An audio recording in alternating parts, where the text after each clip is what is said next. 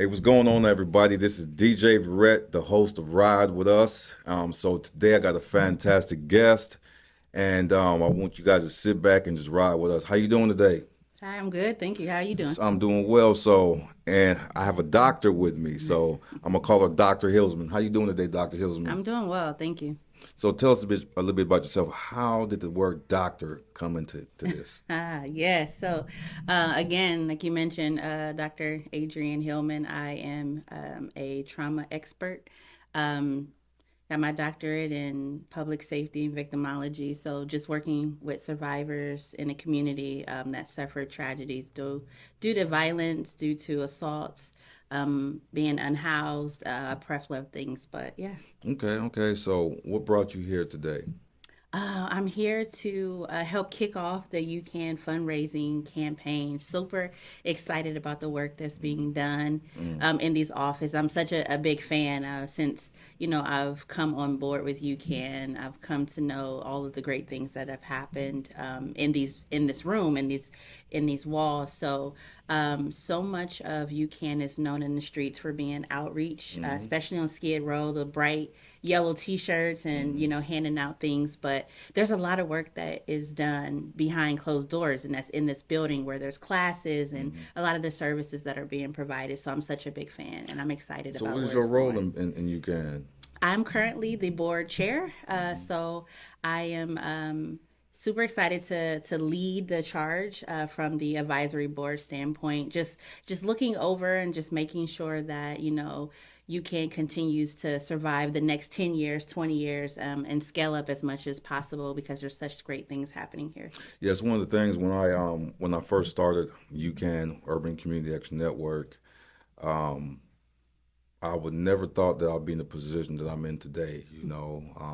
I'm a dude from the streets. Mm-hmm. Raised at a disadvantage. Mm-hmm. I joined a neighborhood fraternity, Absolutely. and I lived in the gated community Mm-hmm. for 17 out of 20 years. Mm-hmm. And that gated community was a dangerous community, Yeah, you know, where you got 2,500 men, everybody is an alpha. that's correct. And there's a lot of trauma that comes in of not just living in the penitentiary, but there's a lot of trauma of being incarcerated for decades. Yeah, definitely. What a lot of people don't know is how I got my start in this work. Mm-hmm. I've actually was a member of the gated community, but on the other side. Mm-hmm. So very early off in my collegiate career, I interned for the prison. I did Mm-hmm. 2 years Mm-hmm. doing intakes Eight and hours a day. yeah, yep, 8 hours a day. But the thing is, the difference is I got to go home. Mm-hmm. I realized quickly that that's not what I wanted to do. I wanted to be on the outside. I wanted to do reentry because by then it was too late. Mm-hmm. I wanted to be able to make a difference in the way that folks make decisions and then to also help them understand the decisions that they made and why they made them. A lot of people, when it comes to trauma, just kind of manage, Yeah. but don't heal from it. Mm-hmm. So that's my, mission in That was life me. is to just work with community and help folks understand like where they are and know that they don't have to always be there. Like you Mm-hmm. can get out of it. You can, take what's happened to you and move forward. Mm-hmm. We don't forget the things that have happened to us, but what we do is embed them into our lives and grow and move forward. And that's my goal is to help the community grow from the things that have happened. Yeah, it's one thing about trauma. Growing up at a disadvantage, you see a lot of violence. Absolutely. And myself, I'm a victim of violence myself. Of joining the neighborhood fraternity. Mm-hmm. I Mm-hmm. got shot in the back, and I never knew that I was a victim. Correct.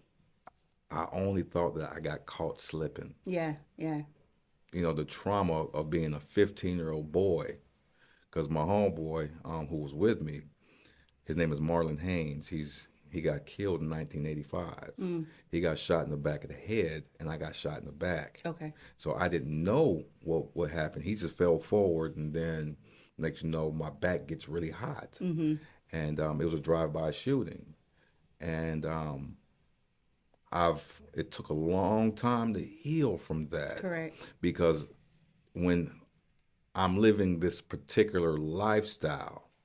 Joining the neighborhood, joining the hood, joining the set, basically, right? Yeah. Is we take anybody. We take anybody. There is no. We just come on, come on, Yeah. and like I was speaking with one of the case managers. His name is Michael. He was like, man, if you're gonna join an organization, but the initiation is getting your ass whooped, Correct. think different about that. Mm-hmm. But I didn't think different about that. But as I was saying, was I never healed from the trauma Mm-hmm. from watching my friend die. Watching going to multiple funerals, especially during the summertime. Um, Substance use. Mental health. Um, the big homeboys going to the county jail or going to the penitentiary, getting out on swole. Mm. And that's what I wanted Mm-hmm. because when the homies were getting out, they were looking like buffed up superheroes with tattoos. Mm-hmm. And they were glorifying the county jail. So everybody wanted to go to 4,800 back in the Yeah. 80s, Yeah. right? So this is trauma, trauma, trauma. But I want to share with you real quick is that genetics Yeah. load the gun, Yeah. Yeah. but the environment pulls the trigger. I definitely agree with that. One of the best ways to figure out like genetics is through the ACEs. There is just a quick, small 10 question test that we can take as individuals to learn You how say ASAM? ACEs, Oh, ACES, okay. ACEs. Where we can learn how the things that we grew up with, how big of an influence they'll have on us. And it'll Mm-hmm. tell us predictors to whether or not substance abuse or predictors to just all kinds of diseases in our body, just based off of the things that we've lived through as children. So Mm-hmm. there's an ACEs, and I had to take one myself. I didn't take it till I was in my 30s, and I realized like, oh my gosh, my score was so high just based off of where I was from Mm-hmm. and the things that I've seen, domestic violence and just all kinds of, different things in my childhood that were predictors to a possible outcome. So Mm-hmm. then me, I'm like, okay, well, I need to make sure that in my adulthood, I look out for certain things Mm-hmm. because I'm more susceptible because of how I was raised. Yeah. So I use things like that to help folks understand the decision making. Like, we don't blame anybody for the things that have happened in our past. We all have them. So I would just ask, like, so what made you want to belong to, the street club? What made you want to join the fraternity? Like we would Yeah. start there and then we would kind of go through because my goal is to help you understand why you made the decisions. Now we made them, but why? Like why you made the I'm decisions, gonna and tell you. then we'll talk about healing. Yeah, I'll tell you about how because I found acceptance, companionship, and Correct. understanding. Absolutely. You know, Acceptance. Absolutely. I was accepted. Yep. Like many others were accepted. Yep. I got companionship. Yep. Right. So where the homies at? Mm-hmm. And I got understanding. Mm-hmm. Everybody understands what's going on. That's natural. Exactly. That's all natural. It is. But it's just a way of making the decision better, So Yeah. instead of joining that, then what else can we do to obtain Well, those same things? there was nothing. I was good in sports, like most of us were good in sports. For sure. Had exceptional. I was exceptional. Mm-hmm. What you play? I was a boxer. Okay. Okay. I used to box for Archie Moore. Gotcha. But when I got shot, I'm left-handed, I'm southpaw, and I got shot on this side, Mm-hmm. and I couldn't throw him anymore. Mm, So yeah. what happened was, Yep. Had to find something else. and then rock cocaine came out. It did. We're trying to cheat poverty. Mm-hmm. Um, I started doing that. Mm-hmm. You know how good it felt to. It sounds distorted, but to be able to put food in the refrigerator Mm-hmm. and eat good food. It's not distorted. It's just a way of life. That Mm-hmm. was, but I got other homeboys that I grew up with who were in the exact same circumstances. So after I got out in 2007 and we connected, we were in high school together, even though they were in band. They were in Mm-hmm. band. They lived in the same circumstances as I, but in high school they were in music band and they became the Far Side. the rap group. So when I asked Imani and Greg, it was like, how come, Greg was like, how come you didn't get involved in this, homeboy? He was like, shit, that shit was dangerous. Yeah. You didn't see that? Mm-mm. Not living it. I didn't see it, Mm-mm. They developed their craft. They were nurtured by the people that they were around, right? But anyhow, what I'm saying is the decisions, I did not have the ability Yeah. to really rationalize and look what I was doing because I was doing it as desperation. Mm-hmm. I was accepted, had companionship, and everybody in the early '80s was like, "Get your money." Yeah, I get it. But they didn't tell. There's no warning No. on this lifestyle. You may go to jail for decades. You may get shot and killed. You may get arrested and all this stuff, right? But having multiple arrests for the exact same thing and different things, that means that there's something not functioning correctly in my thinking, and Yeah. that's a mental health issue. Yeah, I mean it definitely is, but I think the great thing about what you said is that now you know. Like now you took the time to do the self work and you're like, I didn't know then, but now I know now so that I can make better decisions. And that's all we want, from community, especially in the work that we're doing in UCAN. Just Mm-hmm. having a conversation as simple as us just chatting right now Mm-hmm. can help somebody understand how they could have gotten into a situation or ways of healing where they can get out of something. So, Took a long time, yeah. it took a long time, Yeah, for sure. I didn't glorify the penitentiary when I got out, and I'm like, homie, they're like, how was it inside there? I said it was very, very dangerous, Yeah, it is very, dangerous. very dangerous when Mm-hmm. you go to the penitentiary. But it was a mental health disorder that I had because like many others, we will make the wrong decisions. So Yeah. I'm rationalizing that the business that I'm in, even though it's illegal, I'm rationalizing saying that it is okay. Yeah, I think the great things about intervention groups, like our interventionists that are out on the streets, is that now folks have the option of listening to this before they make, bad decisions or, being able to understand that, prison is not the coming out looking all buff with the tattoos. Like that's really not, that's about survival and what that actually looks like. So, you know, back in the day, we didn't This was have none of all that. black when I got Yeah, out. like Now look at this. This is all right, with gray now. all the Yeah. work that's being done, Mm-hmm. but now there's a little bit more options now for folks instead of ending up there, but there's so much more work that needs to be done, and I think that's why we're here. That's one thing about it, because you're a trauma expert, Hmm. and the trauma that happens inside them 40-foot walls, Yeah. it's they barely touch it. Yeah, So isolation is huge. yeah, they very rarely a victim of violence in the penitentiary. They're not really treating that trauma. Yeah, What they do is they lock you up and they transfer you to a different and you institution. sit with it. And you sitting back, Hmm. so the trauma is not because I've seen some horrible stuff Hmm. on the inside. Oh, I have to. And by Yeah, seeing definitely. that, like sitting in like this close, somebody Hmm. come up and just stab this dude in the chest. Hmm.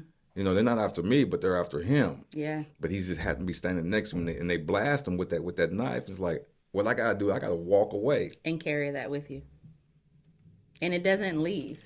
Mm-mm. Yeah.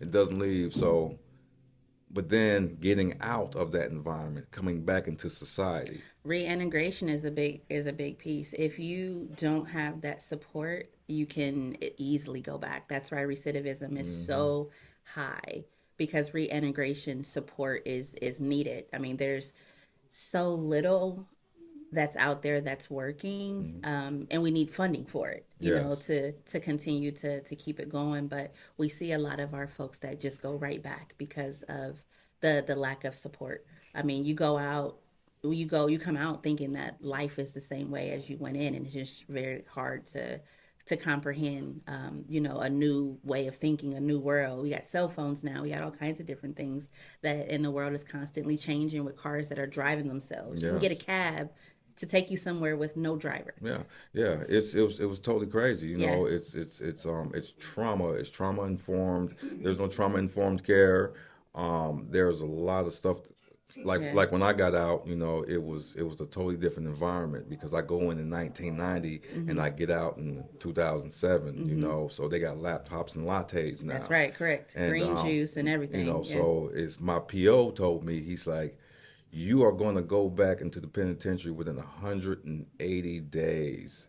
And I said, why did you say That's that? horrific. And he's like, because if you spent a lot of time in the penitentiary and you don't have you didn't finish high school, so more than likely you're going to go back. But he didn't know that I was getting outside support and Yeah, outside that's right. help. That's right. I never And that's talked key. about it. Yeah, that's very key. For any type of support in reintegrating, especially I would say over 5 years, anything over 5 years. Between 1 and 5 years, the chances are higher of you succeeding. But anything 5 years and older, that support is key, especially in being able to find a job, somewhere to lay that's safe. Sometimes these some halfway houses are amazing, but then we have some that kind of produce more Yeah, criminals than anything. they do. It was a big deal. There's only one thing I changed. What's that? Everything. Yeah. I changed everything. And because of my undeveloped mental health of decision making, that's why I always drank and used. Gotcha. Yeah, Self yeah, yeah. medication. Yeah. And we do a lot of this self medication. A lot of folks don't really see the two, that how they're connected. But self medication is definitely something that's Yeah. high, especially in our culture. So yeah, Yeah. we're leaning more into trauma informed services because folks are now really starting to understand the significance to having mental health treatments, especially coupled up with unhoused services or whatever the case is bringing into that mental health stability part, because it's all in education for me. It is. I don't I'm not a big fan of pushing medications. That there are some folks that may need that extra support, but it's the foundation is in education. If you don't know what's happening internally, it's going to be hard for you to heal and produce outwardly because you don't know what's going on with your body, your decision. We talk a lot about the flood of hormones, and like I'm fine 1 minute and then I'm just insane the next minute, and like understanding triggers and what triggers do to your body, and how how just over time things can get worse if untreated. Yeah, it was I sought the help, because I Absolutely. would sit back, especially in my later years of the penitentiary, I'll sit back and watch people just return, talking about it's hard It out is. here. And then so when it was my turn to get released, when I touched these 10 toes down back in society, it was I felt like I was asleep for a long time. So I get out and I actually raised my hand and said, I think I need some That's amazing. some help, Yeah. and then which was free, and this is what they're supposed to do. I had to ask for the assistance because I'm not afraid of the penitentiary. I'm afraid of society, Yeah. So right? let me ask you, in making the decision to ask for help, and how could you encourage someone that's watching this now? How could they ask for help? Raise your hand, and this is why I needed to see it. I had to take the first step. And so when I work with men and women who are incarcerated who get out, that's what UCAN is about. It's about you can make a difference, you can rebuild your life. And they asked me, what did you do, DJ? I said, for real, I raised my hand. I said, I need some support. I need help. That's right. I'm an addict. I'm an alcoholic. I like drinking and getting high, and I like doing illegal things, Correct. Yeah. for some money, and and I don't want to do that no more because I knew that for some reason that it was a small belief inside of me that I can do way better than I used to do. Yeah. Yeah. And so sitting at the bus stop, and it said become a drug and alcohol counselor. I said, I know about drugs and alcohol. Yeah. Yeah. Expert. So I went and signed up. And I became a drug and alcohol counselor. That's amazing. Yeah. I did that, and I got a job as a case manager, and then especially in reentry, when homies is getting out, that I did time with is on my caseload. Yeah, yeah. Because And now you know, right? yeah, and they would see, be like, Ghost, Mm-hmm. like, yeah, dog, I'm gonna do your treatment plan for you.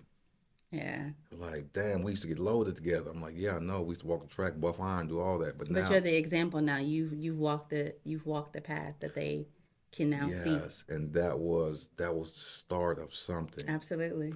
They were like sitting on the opposite side of this table, and they were like seeing me as their case manager that we used to walk the track together Yeah, with, getting money. That's and right. and doing what we were doing, and that inspired them. But that also kept me in. They thought I was helping them, but it was inspired me to keep To moving keep moving forward. forward. You dig what I'm Absolutely. saying? So Yeah. by doing that and getting more education, I began to work as from case manager, counselor, director, clinical supervisor for the Department of Corrections Reentry That's Program. beautiful work. Hmm. And after that, I would still see the people coming in and revolving. Yeah. And I said, there's something that I can do. So one day, my supervisor says, how come you don't start your own program? And I said, you know what? I know the ins and outs, but I don't know how. And you know what he told me? Hmm. You can. Yeah. You can figure it out. And that's And you how I did. started Urban Community Action Network. That's right. That's You right. know, Well, so thank you for being that example. well, so that's what I'm about. I'm just a servant to the community, That's right. and especially with like substance use, mental health disorders, um, housing. Hmm. Housing is a big thing. So I look at it like this, Dr. Hilsman, Hmm. is if mental health disorders is not treated and sustainable, Hmm. that person is going to go back to substance use. Yeah. So we can build homes and houses and housing. So those outdoor encampments, if the mental health is not treated, will Has to become be. indoor encampments. Correct. And eventually they will definitely lose that apartment and go back to homelessness. So I think Correct. key factor is not housing or substance use. I think it's mental health. What are your Mental thoughts on health. that? Absolutely. That's what I was alluding to earlier. You have to incorporate mental health into, because it's all decision making. I don't think anybody raises their hand and says, I want to be on the street. Mm-hmm. It's all in decision making. It's all in the trauma. It's all in what's happened before and helping people understand why they're making the same decisions over and over. I use the example of, somebody just trying to quit smoking. Mm-hmm. They try to quit and then they go back to it, and they trying to quit, they go back I'm to gonna it. hit a couple I times. got you. And then they break the cigarette, and Yeah. they do all the I'm just gonna different hit it a couple things. times. That's right. But for me, Yeah. it's just a question. Yeah. Like, what is it doing for you? Like, It, why why do you feel like you need it? And then we'll just go down that road and we'll start talking about it, and you make the it's decision. Like, enjoyable. I don't enjoy this anymore. I Mm-hmm. actually am just doing this just because this is what it's actually doing to me. And then with education, you make Mm-hmm. better decisions. Yes. I'm never going to take a cigarette out your Yeah. hand. But what I'm going to do is like, they got such and such in it. Mm-hmm. That's embalming fluid. Or Yeah. that's this. I'm going to just let you know all the information. You Same make the thing. decision for yourself. But it's just all in education. It is, Right. and I've been had that question a gang of times. Oh, Like, for sure. man, I'm going to keep asking you. I used to smoke Sharon back in the days. I was embalming fluid. You know what I'm saying? Right. So this is the healthier version Yeah, of it. I got you. But yeah, I got you. I totally dig it, and and Yeah. I understand that concept. Yeah, mental health for and sure. Gotta ask those hard questions. We have to be able, and in a safe place. That's the key thing too, is that we have support out there, but we don't have people that look like us doing it. yes, yes. That's My- why I'm out there on Skid Row, like on Figueroa too. My culture and my background is not like everybody else's. Like how I grew up, the things that I seen, the things that I see now, I'm able to stand as a representation of like, hey, I grew up just like you. The stuff that you seen, I seen it too. Like, dang, that's what happened in your house. Like, we got it 10 times worse too. But then I'm still providing the service. I'm like, okay, so now we got that established. You know that I understand what you're going through. So let's talk through it. And it's creating that safe environment. So I encourage folks that are looking to go into the field, jump into it, because we need more folks like us to help coach people through hard times. Want to hear something funny? Yes, that's it. I'm a servant to the community. I'm a servant to Skid Row and Figueroa. So the work, the work that I get a chance to do out there. Guess what my nickname is now on Skid Row. Okay, I knew what it was before. I have no idea what it is now. Now the homies used to call me Ghost. Right, I knew that. You know, family friends call me DJ. Yeah. My folks on Skid Row, because I go Skid Row so much and I'm That's down right. there providing services, they call me Pastor. Okay, I see it. I'm walking down the street and I pull up and I'm walking and I'm like, hey y'all, like, hey Pastor. I'm like, I see it. did you just call me Pastor? Yeah, I see I'm it. like, why you calling me Pastor? It's like, because you're doing God's work. They holding you to that standard, that higher standard. I get it. I love it. Yeah, I'm like, man, this stuff is blowing me away. You calling me Pastor, but it's and then another thing, is a lot of violence down there. So that's why, Yeah. with adequate mental health support and Yeah. services, it's they can rebuild their lives. But there's another area of Los Angeles that needs support because there's a lot of trauma going there. It's Figueroa. Now the Yeah. crazy thing about it is Figueroa been like that since I was a youngster. Yeah. I know there's tons of folks that would love to get down there and do work. It's just a matter of getting other people to take it serious. Because, like you said, it's been going on since you were a youngster, so they don't think that there's another way.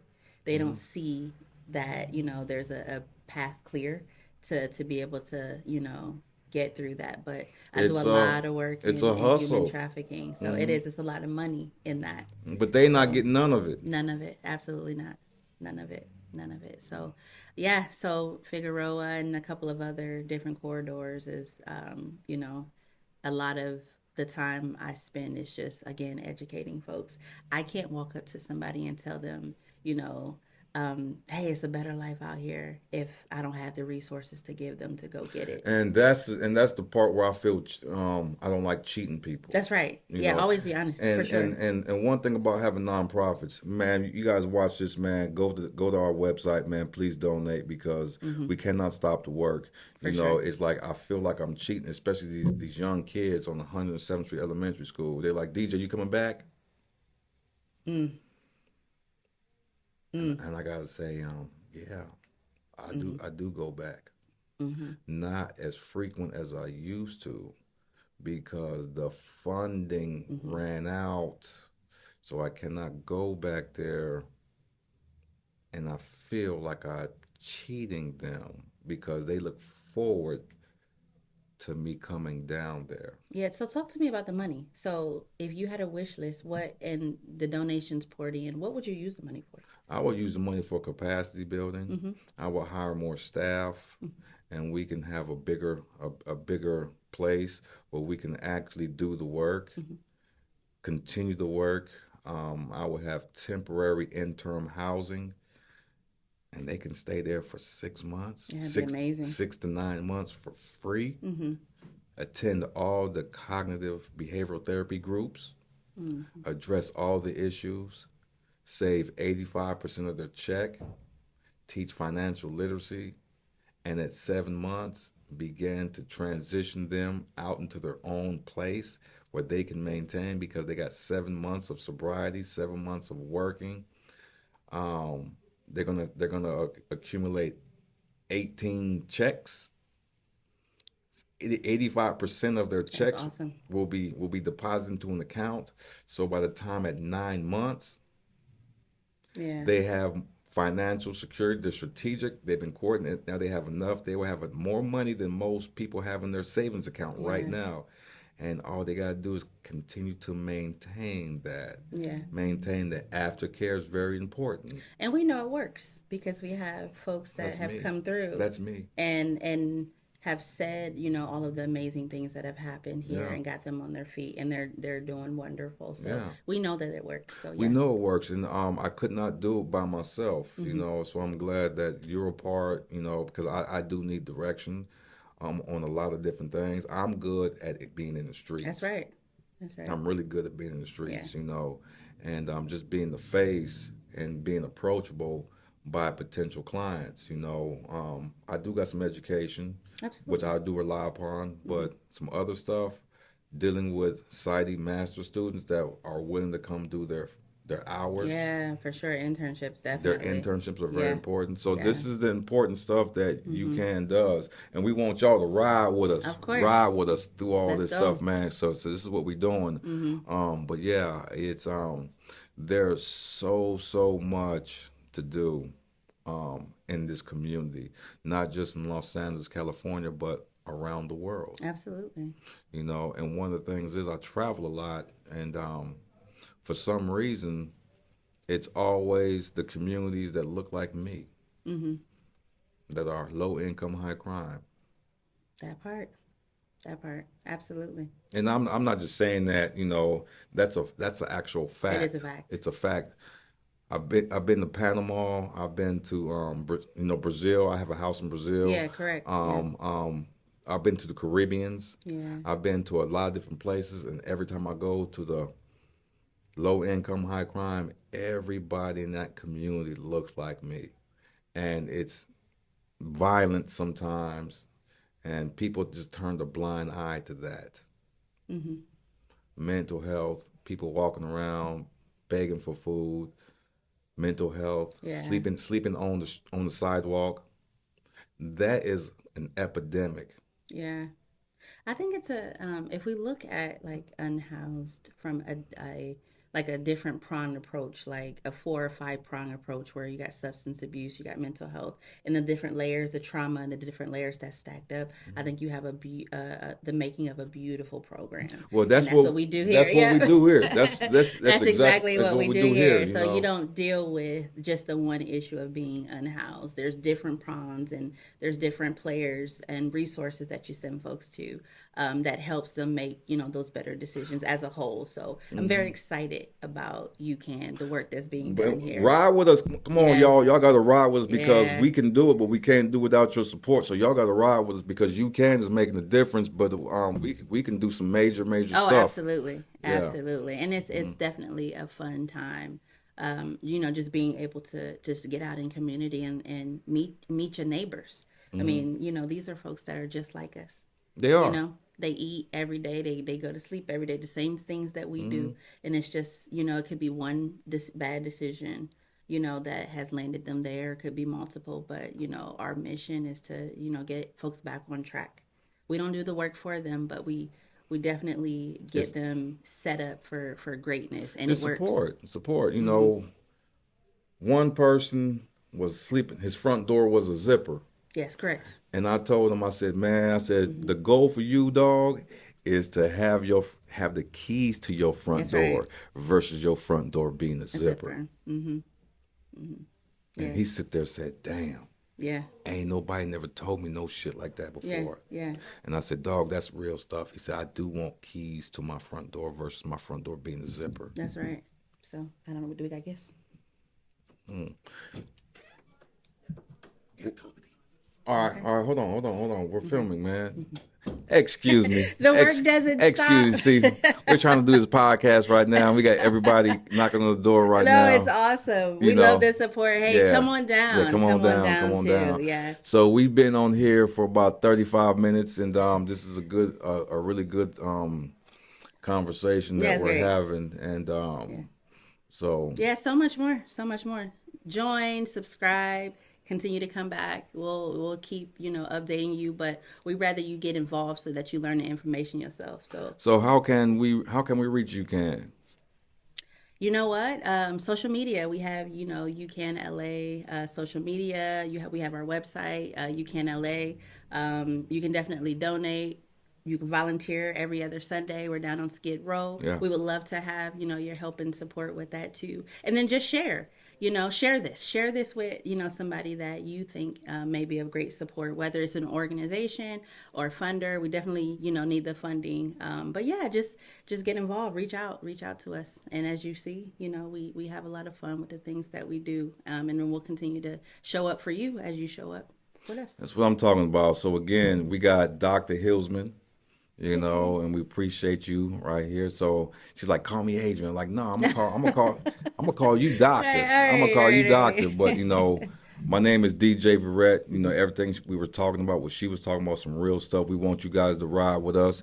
Please visit www.ucanla.org. Join our newsletter. Hit us up on Instagram at UCAN_INC. Follow us, support, hit that like button, make a comment, and also most important, we can't do this because we're a nonprofit. Hit that donation. Absolutely. My name is DJ Verrett. Thank you for riding with us. Peace.